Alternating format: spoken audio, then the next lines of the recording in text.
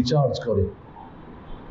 হজ আমাদের লাইফের একবার ইমান রিচার্জ, রমজান মাসের রিচার্জ, বছরের একবার রিচার্জ করি আমরা 1 মাস ধরে।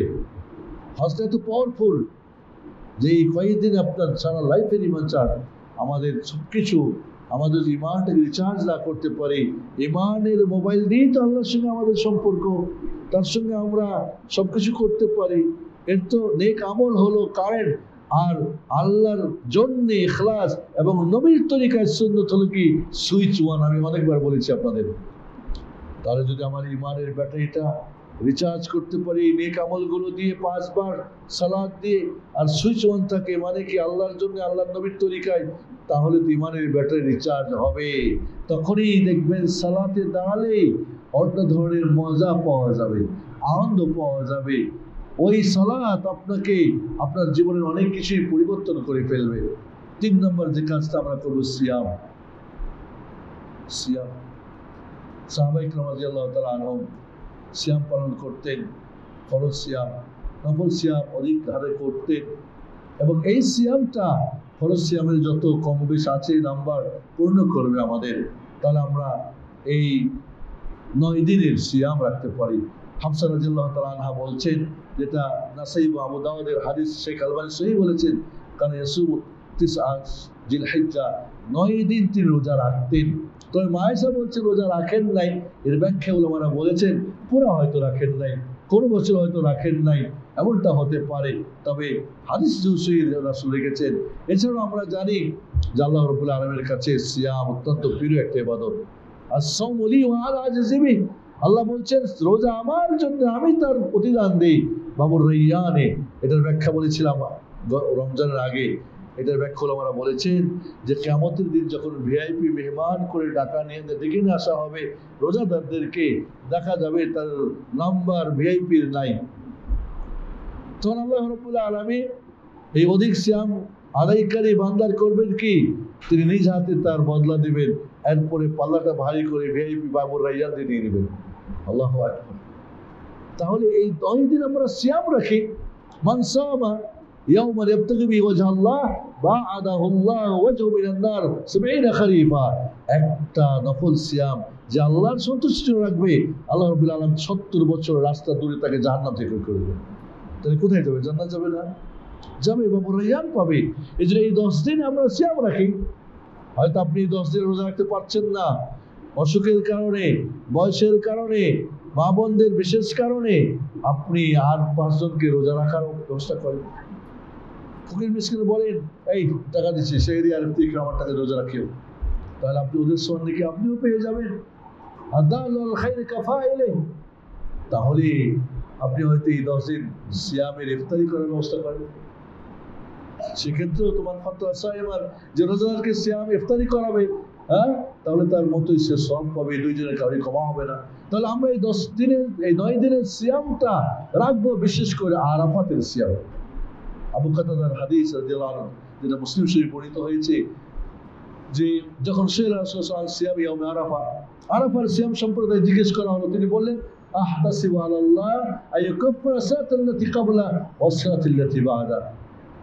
এই আরাফাতের সিয়াম রাখলে আল্লাহ রাব্বুল 1 বছর আগের, 1 বছর পরের যত সগীরা গুনাহ সব অটোমেটিক আল্লাহ ডিলিট করে দিবেন। সুবহানাল্লাহ, ইনশাআল্লাহ। এবং এই সিয়ামটা আমরা রাখবো বাংলাদেশের 9 তারিখ না সৌদি আরবের 9 তারিখ, এই নিয়ে তো আমাদের মাঝে একটু কথাবার্তা আছে। মনে রাখবেন যে এই সিয়ামটার গুরুত্ব আরাফাতের জন্যই। তো আরাফাতের যে দিন, সেটা ওইখানকার 9 তারিখ, এবং জামানি ও মাকানি, ওলামা বলছেন যে জামানি না মাকানি, এটা কি 9 তারিখ, 9 তারিখ, নাকি এটা মাকানি মানে স্থান আরাফাত? 2 ধরনের মত। আমি বলবো জামানি মাকানি দুইটাই। জামানি ওখানকার, কারণ আরাফাত তো হয় ওইখানের চাঁদ অনুযায়ী, আর মাকান তো ওখানেই মাকান স্থান। অতএব জামানি মাকানি দুইটাই আপনি নেন। আর এটা যৌথ বিষয় নাই, সারা জাতি একসাথে না, কেউ রাখবে কেউ রাখবে, সেটারই কোনো ব্যাপার নাই। সেক্ষেত্রে আপনি যদি তার সাথে রাখেন, এটা হতো। কেউ বলে সৌদি আরবের একদিন 9 দিন আর বাংলাদেশে একদিন, দুইটা কই পারেন? আল্লাহ নবী একটা আরাফাতের নিয়তটা একটাই রাখতে হবে, তো আপনি 2 আরাফাত কই পাইলেন? তো দুইটা হয় না। সর্বোপরি বলবো, যদি কেউ নিজেদের দেশের 9 তারিখ রাখে তো তার সাথে আমাদের ঝগড়াঝাড়ি করতে যাওয়া যাবে না। আছে তো 9-এর মধ্যে ইনশাআল্লাহ, তাহলে বিষয়টা আমরা 9 তারিখের সিয়ামটাকে আমরা গুরুত্ব দিব, গুরুত্ব দিয়ে আমরা রাখবো। ছোট ছেলে মেয়ে পরিবারের সবাইকে রাখার চেষ্টা করি, কাজের মানুষকে কাজ কমাই দিই। প্রয়োজন আপনার অফিসের 2টা লোক কাজ করে, হয়তো বলে এই আজ অফিস তোর ছুটি, তুই আমার রোজা রাখবি এই জন্য, আপনি সব পেয়ে গেলেন, এই নাও ইফতারি করিও, সাইরি খাইও। আল্লাহ আমরা সওয়াব নেওয়ার জন্য আল্লাহর কাছে এই দিনের আমলগুলি আহাদ ওয়া আদম ওয়া আজকা 3টা শব্দ অত্যন্ত গুরুত্বপূর্ণ শব্দ আল্লাহ রাসূল ব্যবহার করেছেন। এরপরে আমরা যেটা করব, এই 10 দিনে আমরা হজ ও উমরা, হজ উমরা জানেন যে আল উমরাতুল উমরা কাফারাতুল লিমা বাইনাহুমা, একটা উমরা থেকে একটা উমরার মাঝে যত পাপ হয় সমস্ত পাপগুলিকে আল্লাহ মিটিয়ে দেন। সুবহানাল্লাহিল আযীম। ওয়াল হজ্জুল মাবরুর লাইসা লাহু জাযাউ ইল্লাল জান্নাহ, আর হজ যদি আল্লাহর কাছে মাবরুর হয়, মকবুল হয়, তাহলে তার জন্য জান্নাত তার বিনিময় হয়। মান হাজ্জা লিল্লাহ ফালাম ইয়ারফুস ওয়ালাম ইয়াফসুক রাজা কায়াউমিন ওয়াদাতু উম্মুহ, মুত্তাফাকুন আলাইহি। আগের হাদিসটাও বুখারী মুসলিমের, যে হজ করলো আল্লাহর জন্য, কোন ধরনের যৌন চিন্তা ভাবনা মাথায় আনলো না, আর সে কোনো ধরনের ঝগড়া ফাসাদও করলো না, কোনো পাপাচারও সে কি জড়িত হলো না, কোনো ফরজ ওয়াজিব তরক করলো না, কোনো হারাম লঙ্ঘন করলো না। রাসূল বললেন রাজা কায়াউমিন ওয়াদাতু উম্মুহ, মারপেট থেকে যেভাবে জন্মগ্রহণ করছে নিষ্পাপ শিশু, সেটা যার ঘরে হোক, কুল্লু মাউলুদিন ইউলাদু আলাল ফিতরা, প্রতি সন্তান মুসলিমে জন্ম করে, ইহুদির ঘরে হোক, খ্রিস্টান, বৌদ্ধ, মুসলিম, ফাসিক, ফাজিল, সবার ঘরের সন্তান মুসলিম হয়ে সেই জন্য নিষ্পাপ শিশু হয়ে ফিরল। আল্লাহু আকবার। মাবরুর হজ, মাবরুর হজের জন্য 7টা শর্ত। 1 নম্বরে সঠিক ঈমান, 2 নম্বরে আল্লাহর জন্য ইখলাস, 3 নম্বর সুন্নত রাসূলের তরিকায়, 4 নম্বরে হালাল উপার্জন দিয়ে, 5 নম্বরে এই হজ পিরিয়ডে যত নেকির কাজ বেশি বেশি করবে, আর 5 নম্বরে সব ধরনের পাপাচার থেকে মুক্ত থাকবে। আল হজ্জু আশহুরুম মা'লুমাত ফামান ফারাদা ফীহিন্নাল হজ্জ ফালা রাফাসা ওয়ালা ফুসুকা ওয়ালা জিদালা ফিল হজ, কোনো পাপাচারে লিপ্ত হলো না। আর 7 নম্বরে হজ থেকে ফিরে এসে তার জীবনের একটা পরিবর্তন হয়ে গেল, ছিল খারাপ হয়ে গেল ভালো, ছিল ভালো হয়ে গেল অতি ভালো, অতি ভালো থেকে আরো ভালো, মানে তার জীবনে একটা পরিবর্তন হতে হবে। একটা হজ তো ইমান রিচার্জ হয়েছে, তো ইমান রিচার্জ যদি ফুল হয়, তো আমার ব্যাটারি তো দেখাই মোবাইলে যে ফুল হয়ে গেছে, এখন ফুল দেখাই, তো ও তো একটা কি বলে টেকনোলজি আমাকে দেখাচ্ছে মোবাইলে যে হ্যাঁ ফুল হয়ে গেছে। তা আপনি যদি আপনার ইমান ফুল হয়েছে কিনা না বুঝতে পারেন, এটাই তো আপনার ব্যর্থতা। আজ টেকনোলজি দেখাচ্ছে এখন কত পার্সেন্ট মোবাইল চার্জ হয়েছে, 100 ফুল একটা নোটিফিকেশন আছে, হ্যাঁ তুমি এখন ই করে নাও। তা আপনার ইমান ফুল হলো কিনা আপনি নিজেই বুঝেন না, এটাও তো একটা দুর্বলতা। আমার ইমান যে কোথায় আছে তাও বুঝি না, ইমান কি দুর্বল না সবল না মধ্যখানে, কমছে না বাড়ছে, কোনটাই বুঝি না। আল্লাহ যারা বলছে ইমান বাড়ে না কমে না, তাদের ইমান নিঃসন্দেহে ইমানে তাদের গড়বড় আছে। যারা বলছে নেক আমল ইমানের অন্তর্ভুক্ত না, তাদের ইমান ঠিক নেই, ইমান বাড়ে কমে, নেক আমল ইমানের অন্তর্ভুক্ত। এই জন্য বলবো আসুন এই হজ আর উমরা যাদের সৌভাগ্য হয়েছে বছর, যারা আল্লাহ কবুল করেছেন, দোয়া করি রব্বুল আলামিন তাদেরকে সুস্বাস্থ্য রেখে নিরাপদে তারা যেন হজটাকে মাবরুর করে ফিরে আসতে পারে, নিষ্পাপ শিশু হয়ে এবং জান্নাতের সদস্য হয়ে যেন ফিরে আসে। রব্বুল আলামিন সারা পৃথিবীর যারা হজ করতে যাবে তাদেরকে তুমি হজ মাবরুর তুমি তৌফিক দান করো, হজ মাবরুর করে তাদেরকে তুমি ফিরে নিয়ে আসিও, এবং তাদের যে দোয়া আল্লাহ তারা করবেন সেটা যেন কবুল করেন। বিশেষ করে আরাফাতের দিনে যে হাজিরা, আরাফাতের দিন জাহান্নাম থেকে নাম মুক্ত করার দিন, হাজিরা ওইখানে গিয়ে নাম মুক্ত করবে। আর ওই সুযোগ কিন্তু আমরাও সিয়াম রেখে সেই নাম কাটাতে পারি ইনশাআল্লাহ। সেই তাওহীদের দোয়া লা ইলাহা ইল্লাল্লাহ ওয়াহদাহু লা শারীকা লাহ লাহুল মুলকু ওয়া লাহুল হামদ ওয়া হুয়া আলা কুল্লি শাইইন কাদির, এই সর্বশ্রেষ্ঠ দোয়া আরাফাতের দোয়া। বিসমিল্লাহ। বন্ধুরা আরাফাতের দিনে বিশেষ করে হাজীদেরকে বলবো, এই দিন অসংখ্য মানুষের জাহান্নাম থেকে নাম কাটানো হয়। আপনার নামটা না কাটিয়ে আপনি আসবেন না। আরাফাতের দিনের অবস্থান করে রোজ মাহশারের দিনের কঠিন দিনের দাঁড়ানোর কথাটা আপনি মনে করে আসবেন। আপনি কাফনের কাপড় পরে হাত উঠিয়ে আল্লাহর কাছে কিবলামুখী হয়ে মোনাজাত করবেন সেই জোহর থেকে মাগরিব পর্যন্ত। এই মোনাজাতে আপনি আমাদেরকে ভুলে যাবেন না, আপনার পরিবারকে ভুলবেন না, আপনার সমাজকে ভুলবেন না, আপনার দেশ ও জাতিকে ভুলবেন না। সবার জন্য দোয়া করবেন, আল্লাহর প্রতি ভালো ধারণা রাখবেন যে আজকে আল্লাহ আপনাকে ক্ষমা করবেন। রোজ হাসরের ময়দানে আপনি আপনি আরশের নিচে ছায়ার পাওয়ার মতো উপযুক্ত হয়ে আপনি এখান থেকে ফিরে আসবেন। ঐক্যের কথা সারা পৃথিবীর মুসলিমরা করে একটা জায়গায় দাঁড়ায়। আজ আমরা ছোট্টখাটো জায়গাতে দ্বিমত করি। মুসলিমদের মধ্যে আজ ইখতিলাফ আমাদের কোথায় নিয়ে গেছে? ইখতিলাফ ইফতিরাকে নিয়ে গেছে, ইফতিরাক আমাদের যুদ্ধে নিয়ে গেছে। আজ কত দল মত হয়ে আমরা আরাফাতের ঐক্যকে আমরা ধ্বংস করছি। সংহতিকে সারা পৃথিবীর মুসলিম জাতির একটি সংহতিকে এখানে প্রমাণ করে, কিন্তু বাস্তবতা আমাদের তার উল্টো হয়ে যায়। তাহলে কি গেল? তওবা ইস্তিগফার করবো আমরা, সালাত আদা করবো আমরা, সিয়াম করবো আমরা, হজ উমরা যারা করছি। 5 নম্বরে এই 10 দিনে আমরা যে আমলটা করব, জিকির আজকার করব।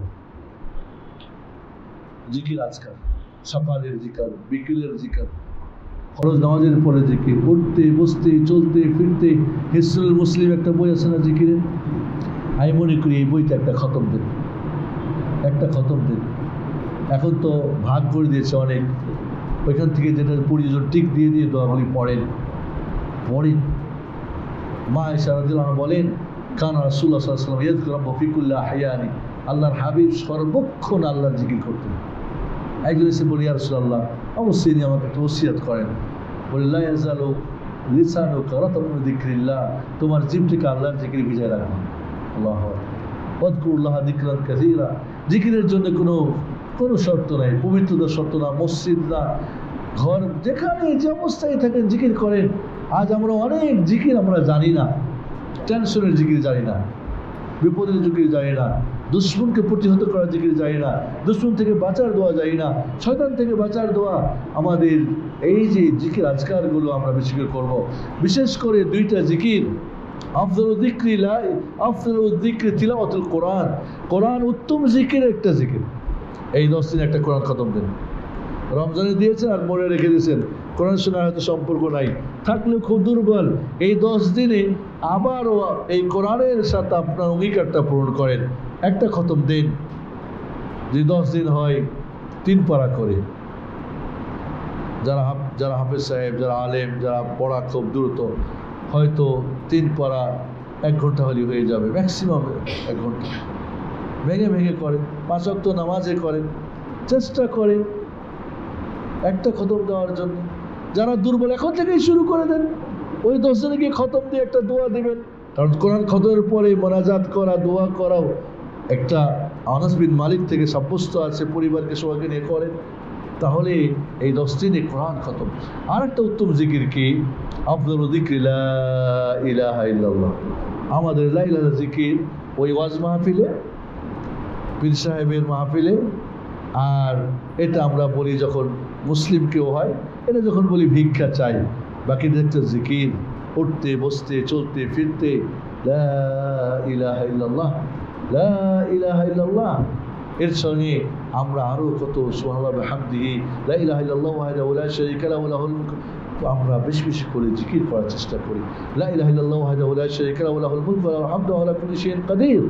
সকালে 100 বার পড়লে 100 নেকি হয়, 100 পাপ ঝরে যায়, মর্যাদা হয়। 10টা আজাদ ইসমাইল আলাইহিস সালাম বংশের গোলাম আজাদ করলে হয়। সারাদিন শয়তানের থেকে নিরাপদ থাকে। আল্লাহ, আমরা এইভাবে জিকির আজকারটাকে আমরা অভ্যস্ত হই। ওই যে রাসূল বললেন, তোমার জিহ্বাটাকে ভিজিয়ে রাখো। আমরা অনেক সময় চলছি ফিরছি, দাঁড়াচ্ছি, কোনো মনে আসে না। সূরা ইখলাস 3 বার পড়লে 1 কোরআন খতম নাকি হয়, এটা কি জিকিরের মধ্যে না? আমরা অনেক সময় হয়তো বিভিন্ন জায়গাতে অপেক্ষা করছি, আমরা ওই সর্ববন্ধ হয়তো জ্যামে পড়ছি, বকাবকি করছি, এটা ওটা করছি, জিকির করতে থাকেন। দুরূদ পড়াটা একটা জিকির, রাসূলের প্রতি দুরূদটাও তো একটা জিকির, জিকির অন্তর্ভুক্ত। সাইয়াহিন ফেরেশতারা আপনার এবং আপনি যদি মনে মনে করেন আল্লাহ করবেন সশক্তি। আপনি যদি মানুষের সামনে করেন তাহলে আল্লাহ আপনার চেয়ে উত্তম ফেরেশতার সামনে আপনার নাম করবেন। আপনি যদি হেঁটে যান, আপনি হেঁটে যান তো আল্লাহ দৌড় দিয়ে আসে আপনার দিকে। সুবহানাল্লাহ আযীম। এই জন্য জিকির আজকারটাকে আমরা এই 10 দিনে বেশি করে করব। 5-6 নম্বরে তাকবীর, তাহলিল এবং তাহমিদ। রাসূল সাল্লাল্লাহু আলাইহি ওয়াসাল্লাম বলছেন এই দিনগুলির আমল আল্লাহর কাছে আযম ওয়া আযকা, ফাকসিরু ফিহিন্না তাকবীর ওয়া তাহলিল ওয়া তাহমিদ। এই 10 দিনে বেশি বেশি করে তোমরা আল্লাহু আকবার বলো, বেশি বেশি করে তোমরা লা ইলাহা বলো, বেশি বেশি করে আলহামদুলিল্লাহ বলো। এই জন্য সালামদের থেকে যে তাকবীর ধ্বনি আমরা জানি, আল্লাহু আকবার, আল্লাহু আকবার, আল্লাহু আকবার, লা ইলাহা ইল্লাল্লাহ, আল্লাহু আকবার, আল্লাহু আকবার, ওয়ালিল্লাহিল হামদ। এই তাকবীর ধ্বনি বেশি করে হাটে বাজারে ঘরে। আপনারা জানেন যে আব্দুল্লাহ ইবনে ওমর সাহাবী রাদিয়াল্লাহু আনহু, আবু হুরায়রা রাদিয়াল্লাহু আনহু বাজারে গিয়ে জোরে জোরে তাকবীর দিতেন। তাদের তাকবীর শুনে বাজার কম্পে উঠত। ওমর রাদিয়াল্লাহু তাআলা আনহু আইয়ামে তাশরিক মিনার মধ্যে জোরে তাকবীর দিতে পুরা মিনাবাসীর তাকবীরতে গগন ছুঁয়ে যেত। এখন এই আমলটা নাই বললেই চলে, নাই। ওই আমরা তো ঈদের ময়দানে যখন বলে দু একটা বলি শেষ না, এটা আপনি শুরু করবেন চাঁদ ওঠার সাথে সাথেই শুরু করবেন। এবং এটাকে বিশেষ খাসভাবে তাকবীরটা হলে এটা বলা হয় তাকবীর মুতলাক। আর একটা মুকাইয়াদ কি, যে আপনি আরাফাত দিবসের ফজর থেকে শুরু করে, আরাফাত যেদিন হচ্ছে ফজর থেকে শুরু করে একেবারে 13 তারিখের আসর পর্যন্ত প্রত্যেক সালাতের পরে এই তাকবীরটা ইমাম সাহেব বলবেন, মুক্তাদিরা বলবেন। তবে ইমাম শেখ ইবনে উসাইমিন রাহিমাহুল্লাহ বলেছেন যে আস্তাগফিরুল্লাহ 3 বার, আল্লাহুম্মা আনতাস সালাম ওয়া মিনকাস সালাম, তাবারাকতা ইয়া জালাল আকরাম বলার পরে বলবেন, যাতে করে সালাতের পরের জিকিরটাও হলো, যদিও বাকিগুলি পরে করবেন, আর এই তাকবীরটাও হয়ে গেল। এই তাকবীরটা আজকাল তো মোবাইলে এই তাকবীরগুলি আছে না, চালাই দেন না, চলতে থাক, বাজতে থাক। আপনার অফিসে চালাই দেন, বাড়িতে চালাই দেন, গাড়ি চালাচ্ছেন চালাই দেন, চলতে থাক। এই তাকবীর ধ্বনি বলে তুকাব্বিরুল্লাহ আলা মা হাদাকুম। এই জন্য এই তাকবীর এবং তাহলিল এবং তাহমিদ আমরা বেশি বেশি করে এই 10 দিনে পড়বো ইনশাআল্লাহ। আপনি অনেকেই লজ্জা মনে করেন। আচ্ছা, আব্দুল্লাহ ইবনে ওমর এবং আবু হুরায়রা রাদিয়াল্লাহু তাআলা আনহুর যে তাকবীর কেউ বাজারে গিয়ে দেন, বলে কেউ পাগল এসেছে, দেখো তো এটা পাগল নাকি, এর পাবনা মেন্টাল নিতে হবে নাকি। মানে এমনভাবে সুন্দরটা আমাদের একেবারে মুছে গেছে মনে হয়।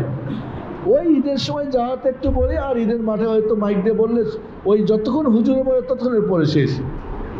এই তাকবীরটা একাকী আপনার ছেলে মেয়েদেরকে নিয়ে বাড়িতে বলেন জোরে জোরে, ওদেরকে বলো, বাচ্চাদেরকে বাবা তোমরা তাকবীর বলো। আল্লাহ সুবহানাহু ওয়া তাআলা এই সুন্নতটা আজ নাই বললেই চলে আমাদের মাঝে।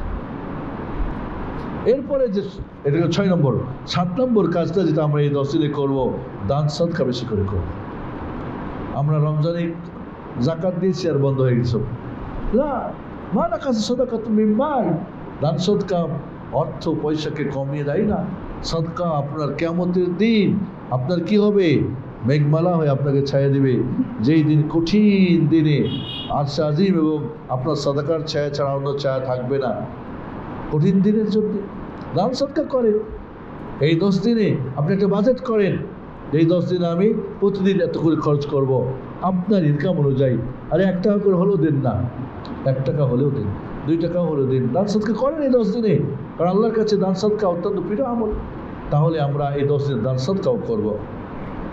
8 নম্বরে এই 10 দিনে আমরা কুরবানি করব। কুরবানি এই 10 দিন কুরবানি আছে না নাই? এই কুরবানির কয়েকটা ছোট্ট মাসলা শুধু বলবো। কুরবানি এটা সুন্নতে মুআক্কাদা, অধিকাংশ ওলামা এবং মাযহাব ইমামদের মতে। কোনো মাযহাবে কিছু কিছু মুহাক্কিকদের কাছে এটা ওয়াজিব। বিশেষ করে যাদের সামর্থ্য আছে তারা যদি না দেয় গুনাহগার হবে যারা ওয়াজিব বলছেন। এই কুরবানি জীবিত ব্যক্তির পক্ষ থেকে হবে। মৃত ব্যক্তি যদি ওসিয়ত করে যায় অথবা কোনো ওয়াকফ করে যায়, ওসিয়ত আমার নামে কুরবানি দিবা, অথবা ওয়াকফ করে গেছে, ওয়াকফ দিয়ে গেলাম, এখান থেকে গরিব মিসকিনকে দিবা, মসজিদ মাদ্রাসায় দিবা, দায়ী দাওয়াতের কাজে করবা, কোরবানি আসলে কোরবানি দিবা আমার জন্য, এমন তো ওয়াকফ করে দিতে পারে একজন, তখন তার নামে আলাদা করে দিতে হবে, এটা নিয়ম। বাকি ওসিয়ত এবং ওয়াকফ না করে গেলে কোরবানির, তাহলে তাকে আলাদা করে কুরবানি তার নামে দেওয়া, ভাগা ভাগটা, এটা সুন্নত সম্মত না, সুন্নত সম্মত। সুন্নত কি? আপনার কুরবানি ভাগা হোক আর গোটা হোক, খাসি হোক আর গরু হোক আর দম্বা হোক, আপনি বলবেন আল্লাহ আমার পক্ষ থেকে, আমার পরিবারের পক্ষ থেকে কবুল করো, বিসমিল্লাহ।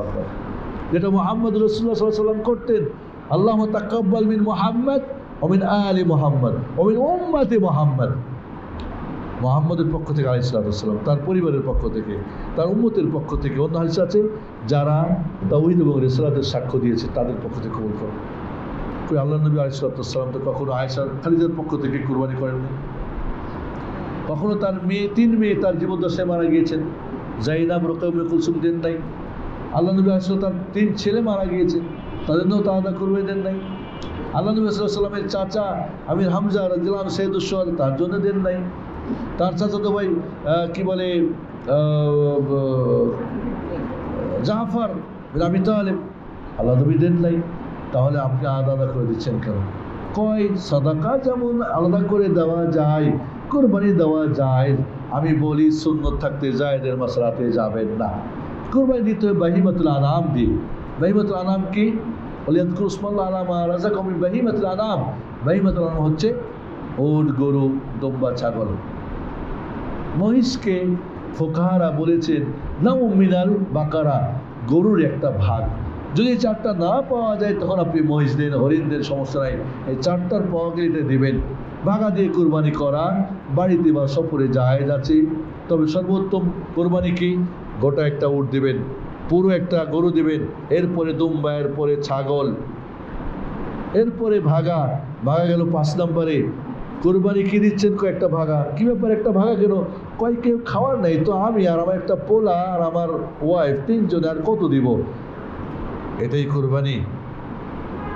আল্লাহ নবী আলাইহিস সালাতু ওয়াস সালামের বিদায় হজে তেনার হয়তো তার পরিবার সহ হয়তো 3টা উট, কারণ এক একটা উটে 7 জন পক্ষ থেকে দেওয়া হয়, আর বাকি 100টা যে জবাই করছিলেন উট কী জন্য করছিলেন?